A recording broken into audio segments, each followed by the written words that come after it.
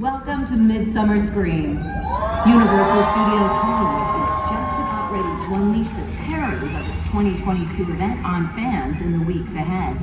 But first, we have a special guest ready to share more secrets about this year's event. All the way from his home in Ireland to sunny Long Beach, please welcome the creative director and executive producer of Halloween Horror Nights, John Murdy.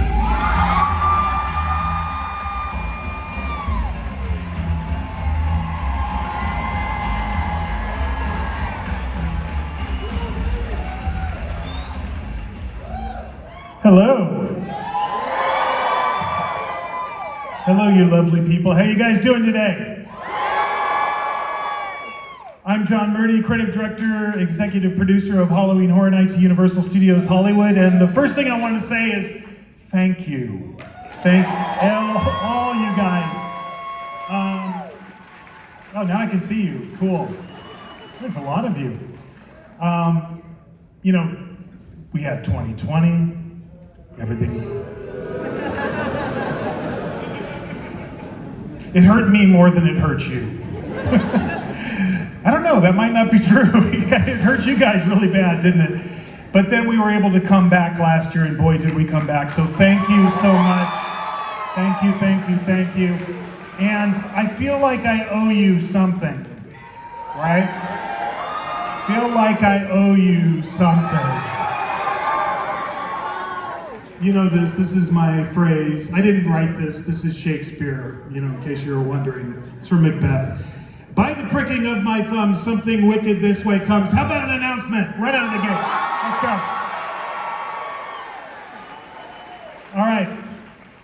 How about an announcement for an original? I almost said maze, but I caught myself. House. Coming to Halloween Horror Nights 2022, Universal Studios Hollywood. Scarecrow, The Reaping. Are you guys familiar with this? Do you guys know what I'm talking about? Yeah. Credit where credit is due. This is a house that was originally done at our sister park, Universal Orlando Resort.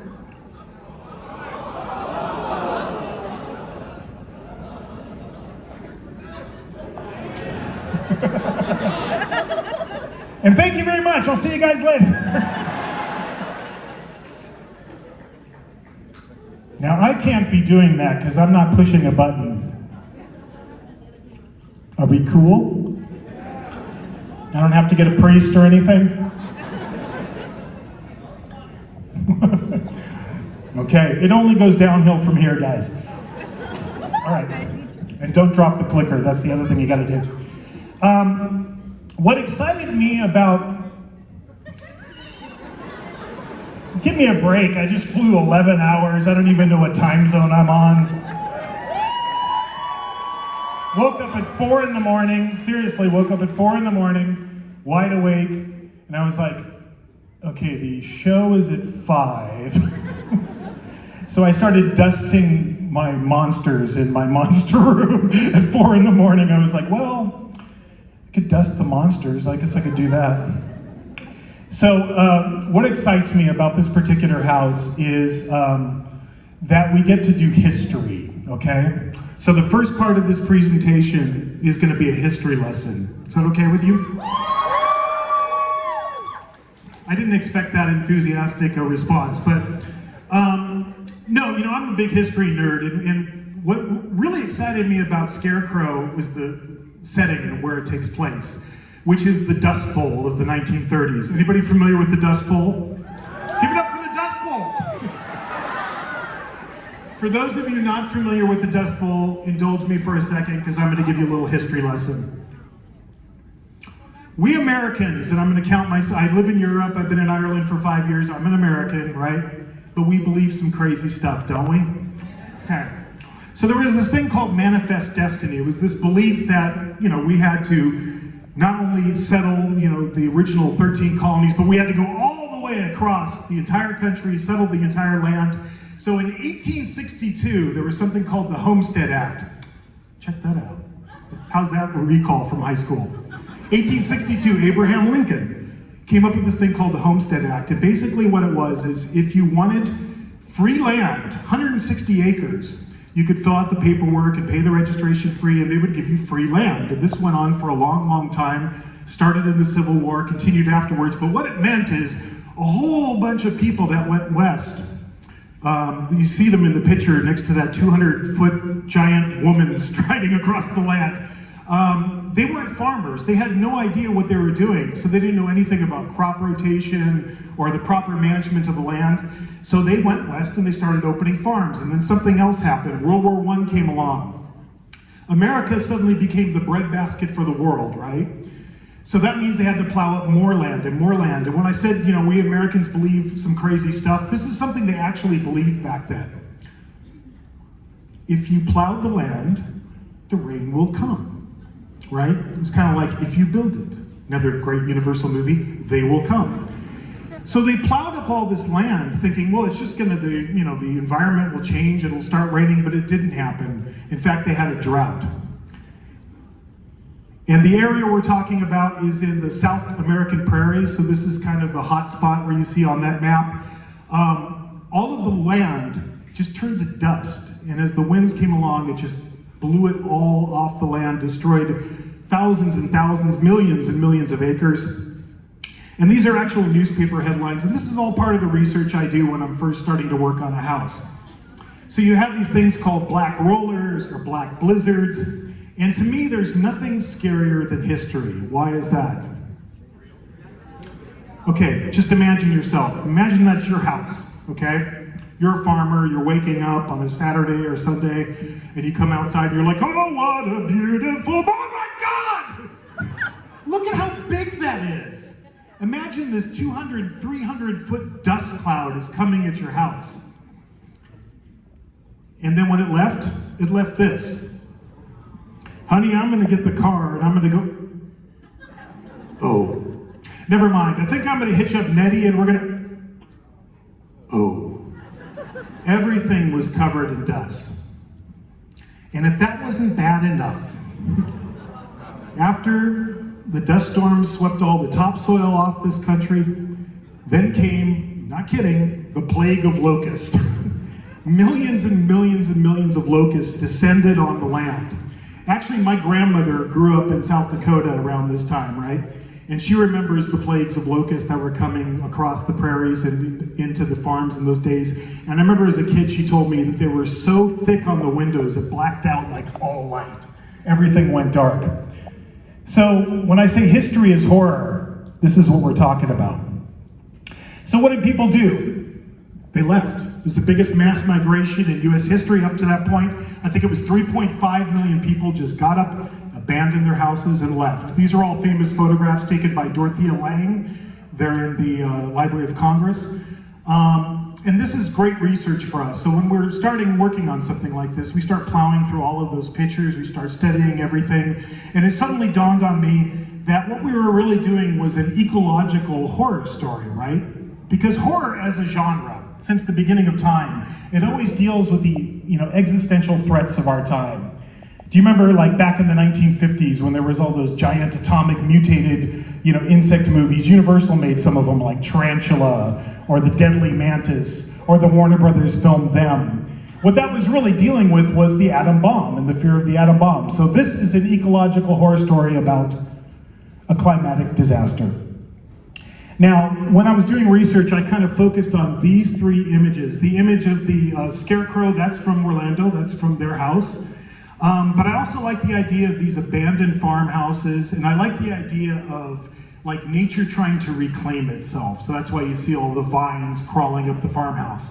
But then I also started zeroing in on crows, because technically, crows are supposed to be afraid of scarecrows, but in this particular house, they are in league together. And I liked one phrase that I pulled from Orlando's treatment that I thought was excellent, and that is the silent sentinels of the land. What's a sentinel? A sentinel's a guard, like a soldier that's on post. So we really like the idea that these farmers have come in, they've overworked the land is all blown away, the topsoil is blown away, and everybody's leaving and abandoning their farmhouses, and who's left? The scarecrows and the crows. And now they're gonna come back and reclaim the land from the people. And these are the people. This is another picture by Dorothea Lange. So the farm families that stayed behind, that didn't leave yet, they're the ones that are in peril because the scarecrows are coming for them. Now we'll get into the environments real quick, and we have a lot to cover today, so I'm going to go kind of fast. When I gave this to my art director, production designer, Chris Williams, give it up for Mr. Williams. Tomorrow is Chris's birthday, so he's off at a family thing this weekend, but he sends his best to all of you. But I gave Chris all of the research, all of the pictures I pulled, and then he designed our farmhouse. This is the original elevation.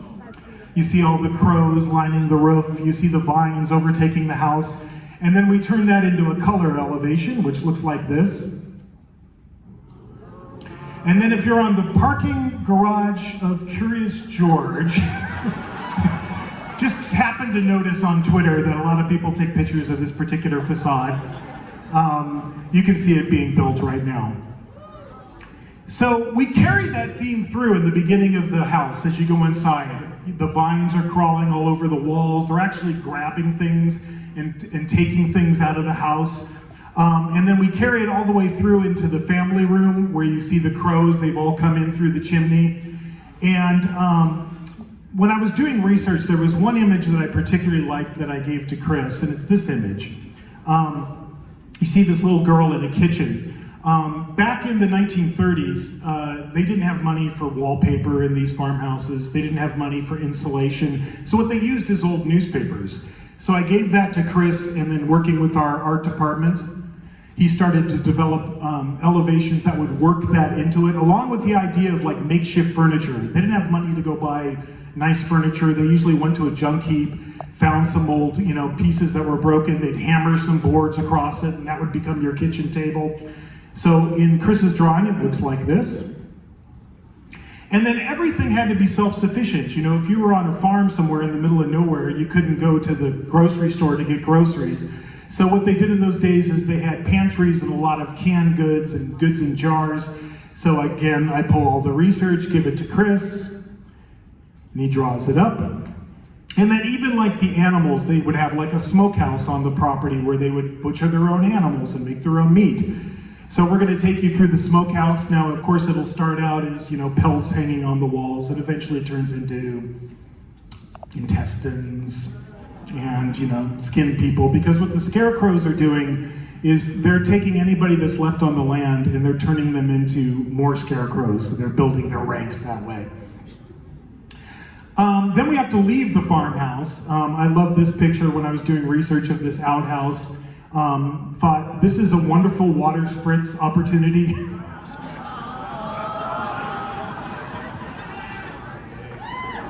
You're welcome. So you're going to go by this old outhouse, and of course, you're going to get sprayed. But again, you keep seeing these crows showing up. They keep showing up through the whole thing. You see them as you go through the entire experience, including when we get to the barn. There's a whole number of them on top of the barn. And then, since we were talking about water spritz effects, I did a lot of research on bird poop, okay?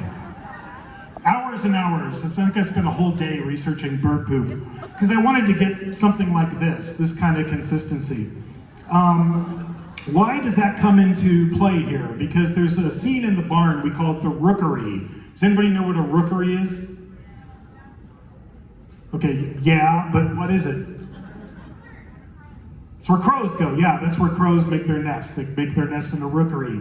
So we're going to take you through the rookery. This is a ground plan down view of it there.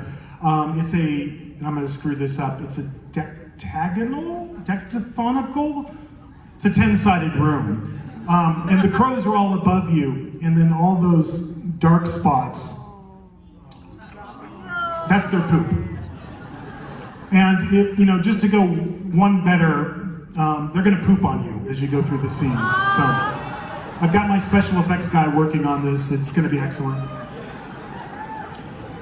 And at the very end, you end up in this place called the Hive. And this is where they're taking all of the farmers, anybody who stayed on the land, who overstayed their welcome, and they're ripping their guts out, stuffing them filled with hay, and turning them into human scarecrow, or turning the humans into scarecrows.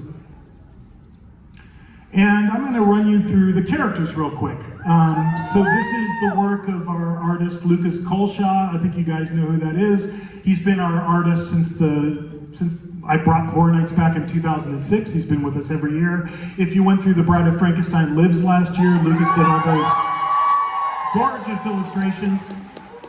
So we have a whole bunch of different kinds of scarecrows. I'm just going to click them through real quick.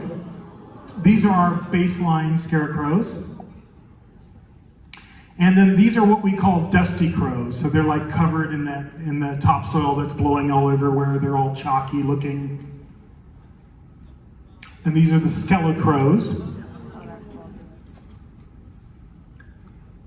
And the sepia crows. So these are the ones that were human not so long ago, but the blood from their wounds is still seeping through their scarecrow wrappings. Beast crow and barn crow. And these are the humans that are being turned into scarecrows. These are our cocoon crows. And then when we got to the ending, we thought, well, who's behind this all? Like, what's causing all this? There has to be somebody leading these scarecrows. So we decided to invent a character that didn't exist in the previous version in Orlando. Somebody that would be behind all of this. We call him King Crow.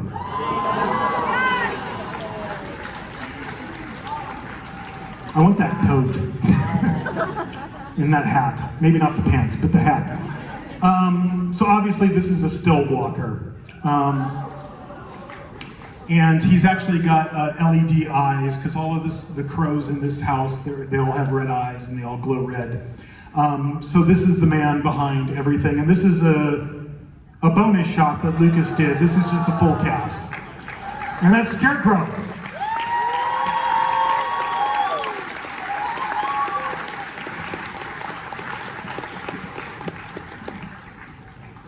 Water and electricity is never a good idea. Kids, don't do this at home. All right, what should we do now?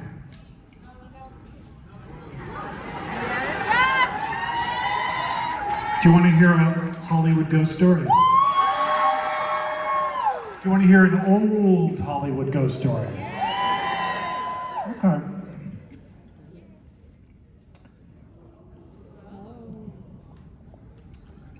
Back in the 1920s, at the early days of the birth of cinema, not too many years after Carl Laemmle moved his company west and opened Universal Studios in 1915, the local newspapers in Hollywood have this headline: Lillian Von Drake, the heiress to the Von Drake oil family fortune, has announced that she's getting married to a man named Maxie DeVille. Now, Maxie DeVille is what you would have called back in the 1920s a drugstore cowboy. What that means is it's a guy who dresses up like all fancy clothes and hangs out in front of drugstores in order to pick up women.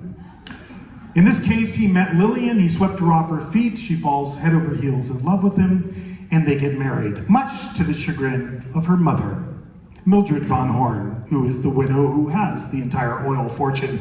Because no sooner do they get married, Maxie starts to work on a luxury hotel. It's up in the Hollywood Hills. It's just directly below the famous Hollywood Land real estate development sign. But he spends all of this money, millions of dollars, building this beautiful luxury hotel and starts hobnobbing with the rich and famous of Hollywood. And then, only a few months after that, tragedy strikes. A pair of sisters, Dottie and Dolly Klampendorf, are found dead on the premises. Dottie, the maid, is found swinging by her neck in the elevator. Dolly, the cook, is found with her head in the oven, an apparent double suicide. But then more stuff happens. Strange accidents that can't be explained, suicides, until the Hollywood press starts labeling Maxie's hotel a hotel of horrors. And then tragedy strikes again. Mildred Van Horn, the mother-in-law, is found dead in her bathtub, electrocuted when a radio accidentally falls into it. And then tragedy strikes again. Lillian DeVille, formerly Van Horn, dies in a freak fire in her bedroom. Now, during the fire, Maxie rushes to her side in an act of bravery, tries to put out the flames. He's badly burned, but he survives. And then the police start getting suspicious. They begin to suspect that Maxie DeVille is behind all of these murders. There is a long trial, and after several months, the jury returns a verdict of guilty, and Maxie gets sentenced to death. Now there's appeals, and that goes on for years and years and years, but finally, in San Quentin, as they're closing the gas chamber door and the gas fumes are coming up to his face, he laughs and cries out, "I'll be back."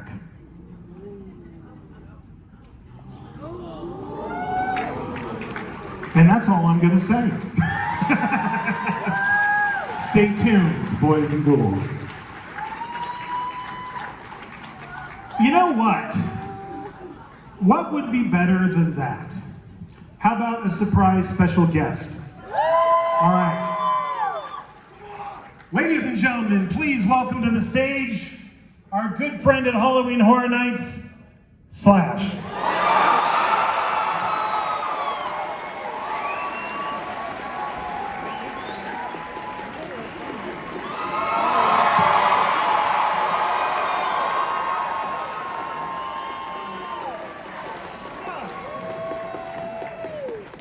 Have a seat.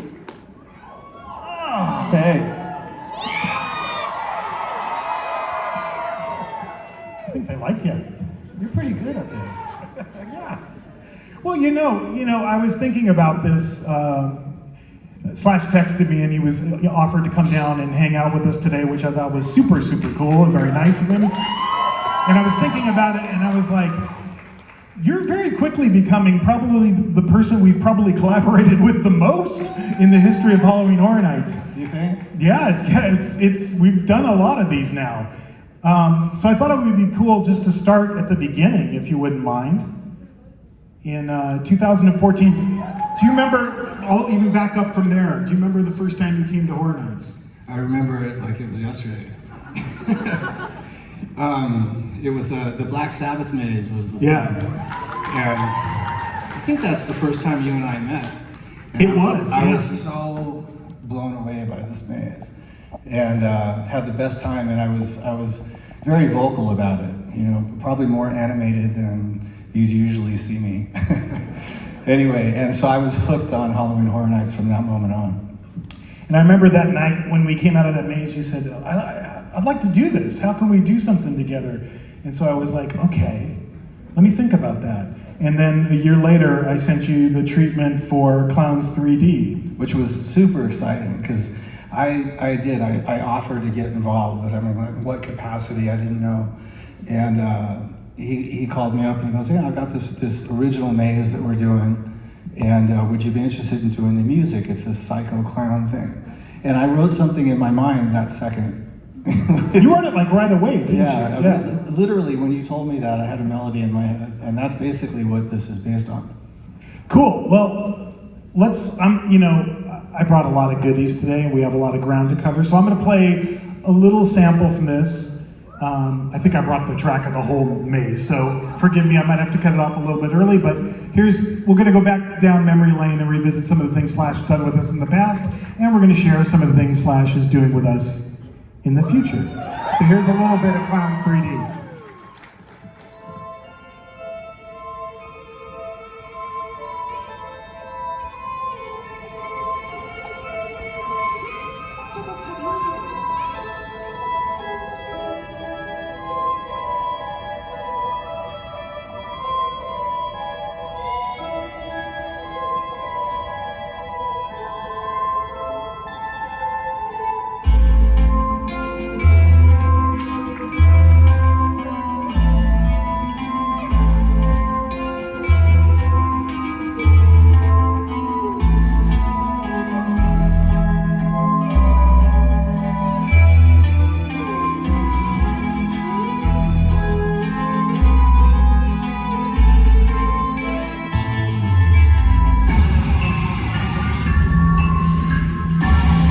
All right, give it up for Clowns 3D. All right.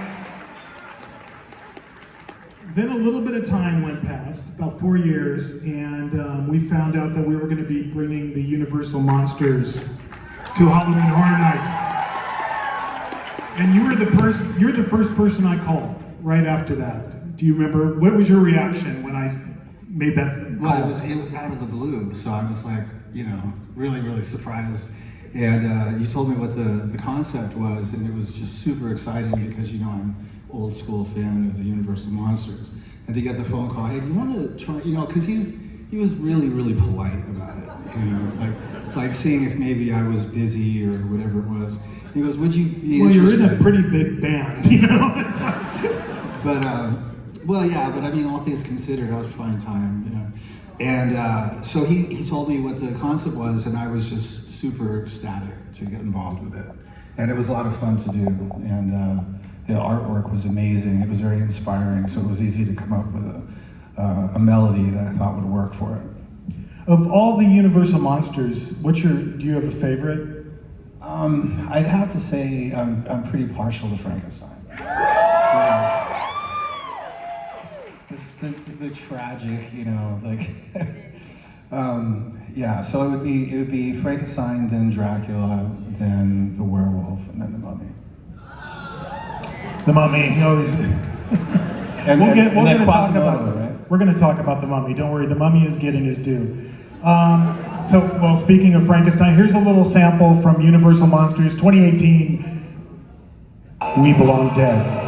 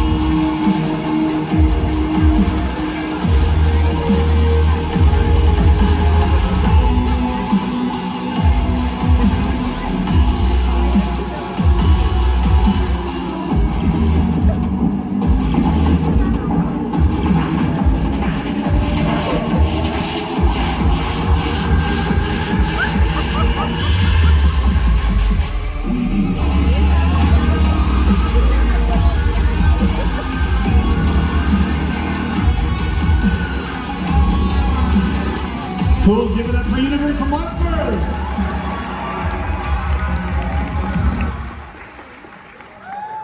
And then a change of pace. Cool. Then next year, 2019, Frankenstein meets the Wolfman. And this is a different kind of piece of music that you created for us. Why don't you tell us about that? Well, because there was a real story going on here, and it sort of evoked, I thought, something that was a little bit more classical and moody, And also, like the setting, the beginning of the house was the gypsy camp. Right. So it kind of suggested. There was different feels for the different aspects of the story because you were going through. You had the gypsy camp. You had the lab. You had all these different elements going on. So they all had different moods. So this is a little snippet from Frankenstein Meets the Wolfman, the gypsy camp.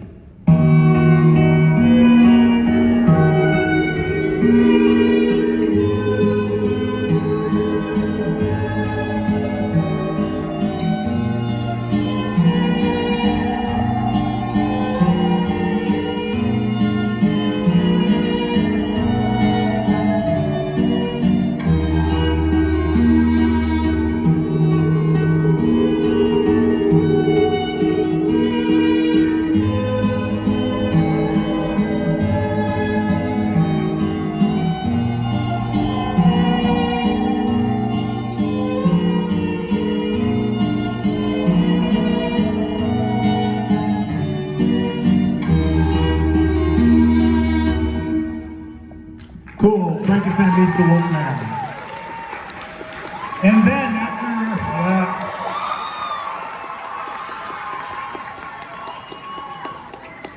I take it you guys like The Bride of Frankenstein Lives, huh?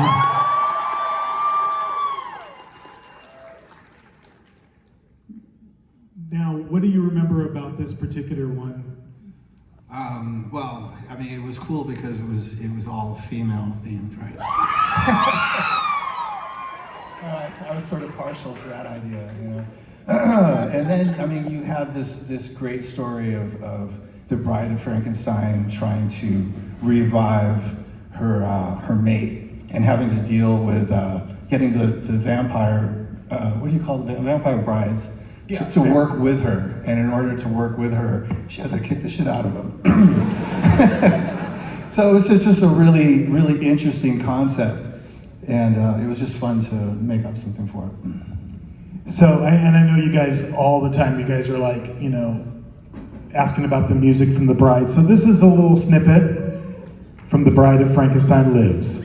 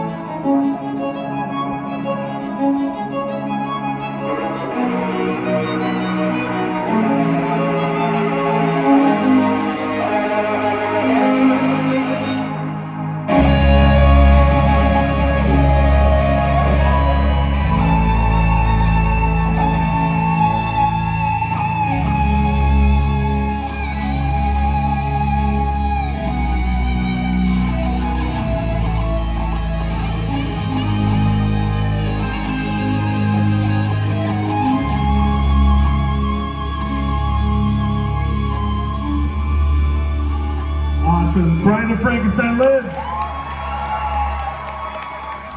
I had to let that one play. I'll go on record. So far, that's my favorite of all the scores you've done for us over the years. But the Universal Monsters legacy at HHN is not over. As you well know, we announced earlier this year a new house called Universal Monsters Legends Collide. Just real quick, tell you a little bit about the concept of this house. It starts with this. Believe it or not, now Universal made a ton of Universal Monsters movies. Do you remember all those ones like towards the kind of when they got into the 40s and they just started throwing the kitchen sink at it, like House of Frankenstein, House of Dracula. It was like, you know, okay, we'll have the Wolfman, Frankenstein, Dracula, you know, they just like pile them on.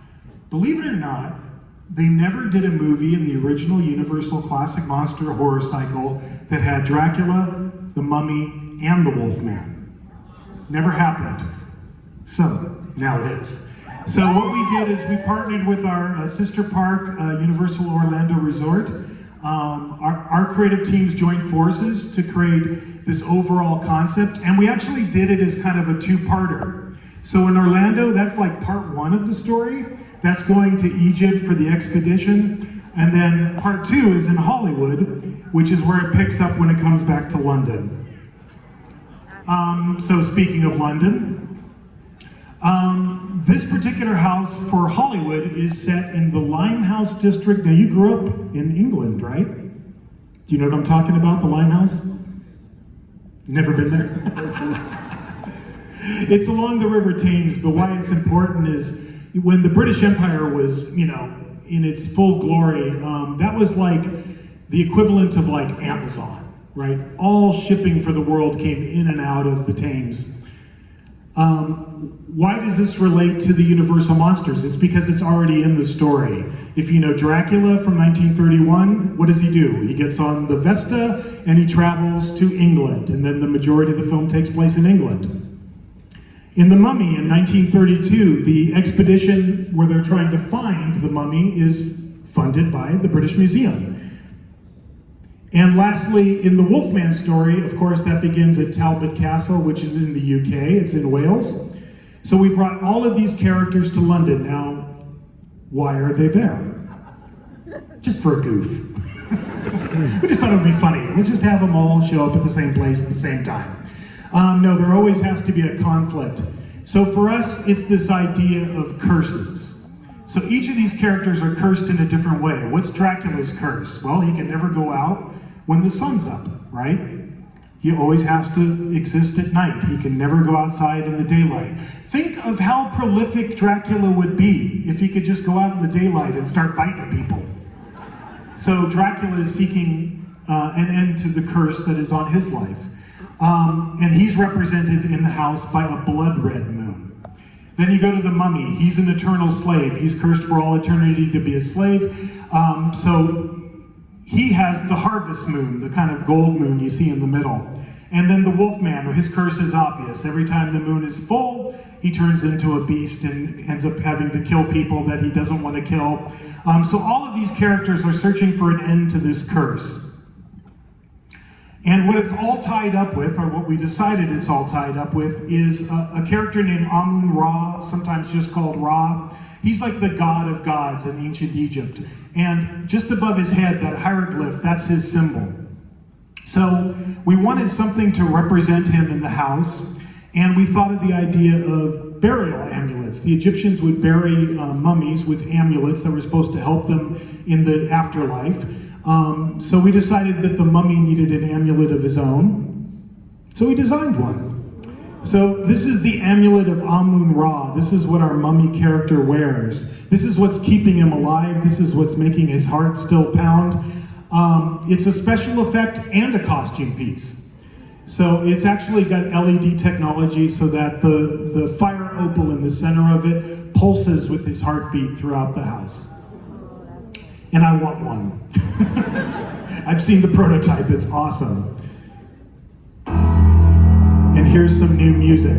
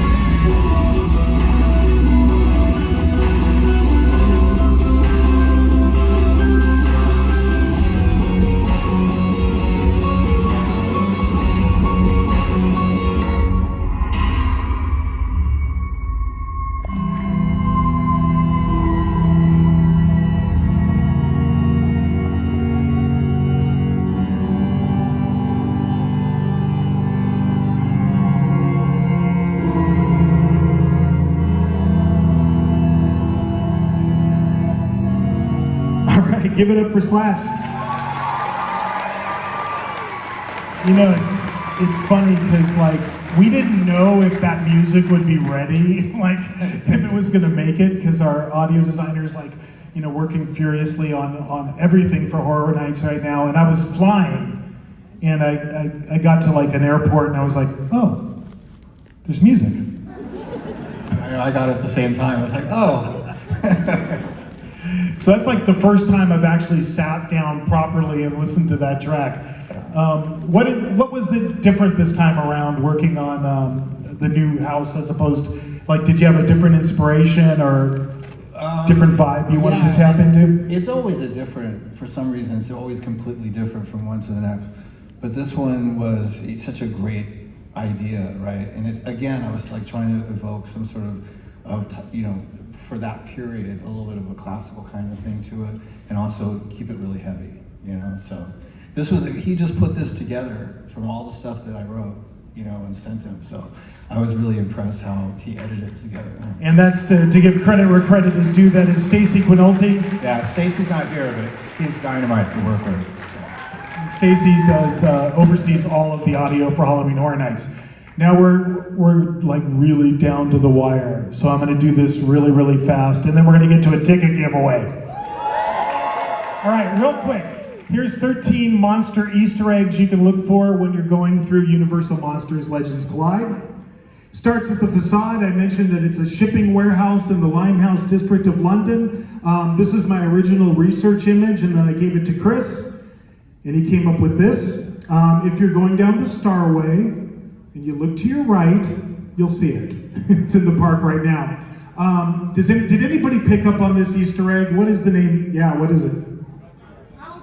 Alucard, Dracula, spelled backwards. And that comes from the movie Son of Dracula. The next one, the London Docks, another research image I pulled for Chris. And then this is his ground plan looking down on it. So we have all of these crates and boxes, and I wanted all of them kind of do a little foreshadowing that this is going to involve the Egyptian god Amun-Ra. I wanted his hieroglyphs stamped on them. So you're going to see that if you look really carefully. You might have to look really, really carefully, because the last picture I saw, they weren't on it. So like Monday, I'm going to get a stencil and start painting. But you'll see the symbol of Amun-Ra on all of the crates. The dead dock workers from Dracula. I love that scene when they come on the ship and there's just everybody on board the ship is dead. We wanted to work that into the experience, so when you enter the shipping warehouse, you'll notice that everybody working inside is dead. Except for one guy. This guy. Renfield's behind the shipping and receiving counter desk, you know, going, doing his freaky laugh. And he has that line in Dracula that I love that is also applicable here, when he goes, "Master, we're here." So of course, if Dracula is coming to London, he's gonna, yeah. No, I'm doing it Monday. Yeah, I'll be doing Renfield. Sounds good. So yeah, I've got a few credits. I've got some weird ones.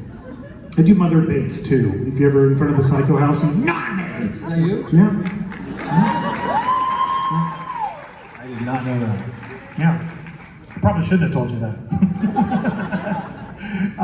But Renfield's going to make a cameo in our house as well. Of course, shipping warehouses always had these huge holding rooms. Of course, that gives us an opportunity to have a bigger scene. This is a really big scene in the house. Now, over the years, you guys have seen lots of this type of stuff in our houses before, right? You know what I'm talking about? Anubis, that medallion these are from real movies. This is from The Mummy Returns and Scorpion King. Believe it or not, the whole inspiration for this house and wanting to do it, I was in our warehouse about this time last year, and I walked into our offsite facility and I was like, damn, we've got a lot of Egyptian statues. Because back when they made The Mummy in '99 and The Mummy Returns, they just gave us that stuff. So we have all these huge, huge Egyptian statues. We've never used them for Horror Nights. So I wrote a whole house just so I could use them. So when you're going through the holding room and you're admiring the statues, just know those are all real film props. Awesome. Then there's this. Also, when you're going through this scene, you'll see a chest, and it's glowing, and you'll hear this dun dun dun dun dun dun. And it's a reoccurring element. You'll see it a couple of different places in the house. And I just like Pulp Fiction, really. I always liked the briefcase in Pulp Fiction, and I was like, oh, we should do that with like the mummy. Like, this is the case where they keep his heart, and it's still beating. And then we're gonna need a really big tent in the future to build this house because, like, when I say this is the Amazon of the world, look at how big these places were. We wanted to take you through the storage rack, so you're gonna be going through the storage rack scenes. You're gonna run into another character named the High Priest of Karnak. This is a stock Universal character. You see him in all the sequels to the Mummies, but we wanted to bring him to life, a new character for Halloween Horror Nights. So here is our High Priest of Karnak. He gets his very own medallion that he gets to wear. And then all the sequels to the Mummy, they always go to a graveyard, right? And there's a good reason for that. It's because they didn't want to go to Egypt to film these movies. Like, did you ever notice this about the Mummy movies? Like the first one, there's all this amazing Egyptian, sets, and then all the other ones, they're like in America. Yeah. They're just like, It's just the Mummy, he's here in America. Too expensive. It's because the sequels didn't have the same budget as the original, and as they went along, they had to come up with different storylines. But that meant we could take you to a graveyard, and there's some Easter eggs in the graveyard. Look at the names above the crypts, and you'll see some of them, including this one, which has got the name Browning, which of course is an homage to Todd Browning, the guy who directed the original Dracula. And then the graveyard also gave me this idea. Have you ever been to Highgate in London? Have I ever been The cemetery, Highgate, have you ever been there? Highgate, no. We gotta go sometime, because it's really cool, because it was built in the Victorian times when there was a huge obsession with Egyptology. So they have an Egyptian wing of this entire cemetery. So that gave us an idea, we can go into the cemetery and then it can take on an Egyptian feel. And then there could be a secret passageway that takes you to the museum. Where is it exactly? Where's Highgate? It's just outside London. I will check it out. Turn left at Big Ben and then you go past. I was just in London and I can't even remember. I was too, right? I know. We just played it. How come we didn't see each other? I was there. Same day? Pretty close. No, you guys were right before me. We kind of like did this.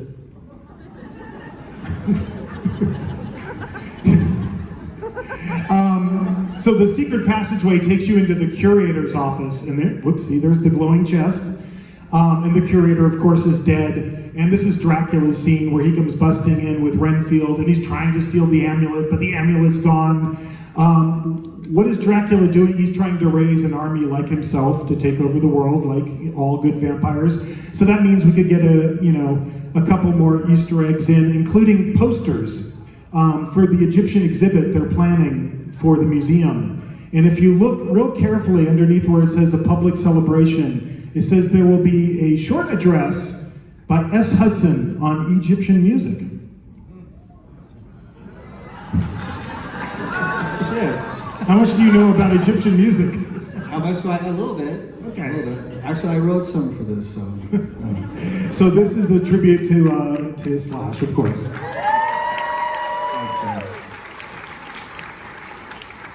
And then that also means that we get to bring back the Vampire Bride. So they're going to be making a cameo in this house as well. And then when you get to the final scenes in the maze, when you're in the display rooms where there's mummies everywhere, the High Priest of Karnak has the mummy's heart, and he's doing that spell they always do in the mummy movies, Akum Real, Akum Dei, trying to bring all of these mummies that are in the museum to life. And that's a special effect as well. The heart is designed. It's got LEDs, it's wireless so that it can take an audio signal and it starts doing the dum dum dum dum. So this is what was inside the chest. And last but not least, Anubis factors into this house, okay, in a very direct way. One of the inspirations for this whole original story that myself and my counterparts at Universal Orlando Resort came up with was because recent research has discovered something about Anubis. They always thought he was a jackal-headed god, that he had a jackal's head, which would be a dog, right? But now they've come to realize, I don't know if you know, this is pretty cool, but they've realized that they were wrong all these years. and it's actually a wolf. So Anubis is a wolf man. So, we're going to bring a new monster into the pantheon at the end of this house. We're going to have the Anubis werewolf. Be careful messing around with amulets. You're trying to do all this stuff, you might bring something back you didn't want to bring back, like this guy. And he's got an amulet too. And so this is a still walking version of this character, the Anubis werewolf, and that is the sculpt that we're working on right now. It's being finalized. And can you see where the head form is? That's how tall this guy is. The mask actually doesn't even go on his face. So his head's way up here. So, a little something for you to look out for. All right, I know I'm running long, so we're gonna get into fan appreciation time.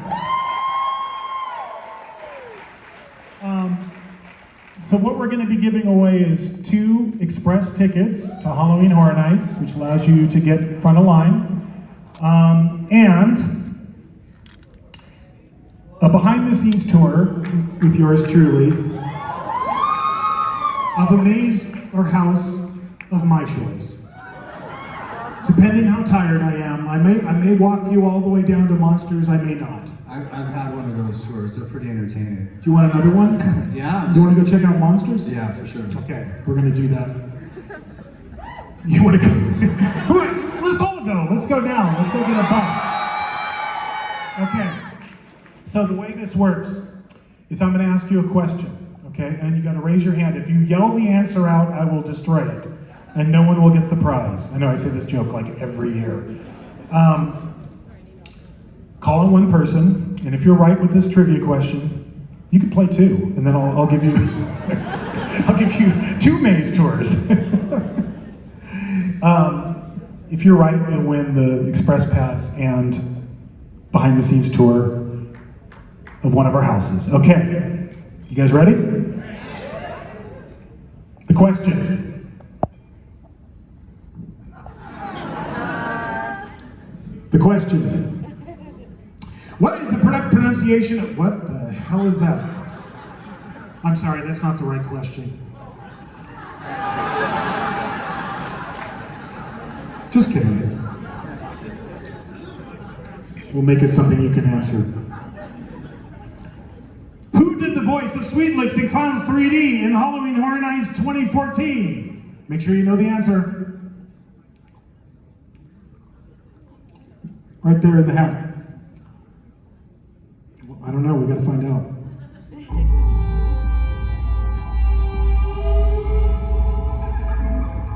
Who did the voice of Sweet Licks in 2014? Do you know the answer to this?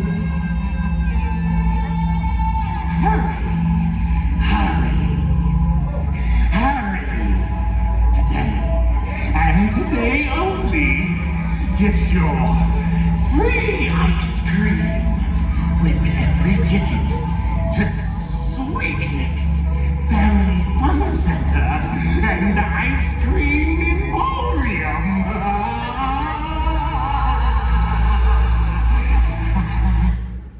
You're absolutely right. Congratulations. There's a person right here who has your certificate. They're going to hook up with you. They're going to let you know how to get in touch with them so that you can come down and you guys can have a free night on us for Horror Nights, front of line, and a behind the scenes tour.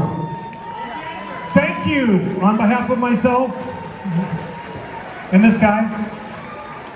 Thank you guys so much for supporting Horror Nights. We greatly, greatly appreciate it. We'll see you at the event this year. Thanks a lot. At this time, please gather your belongings and exit the theater so we may prepare for our next presentation.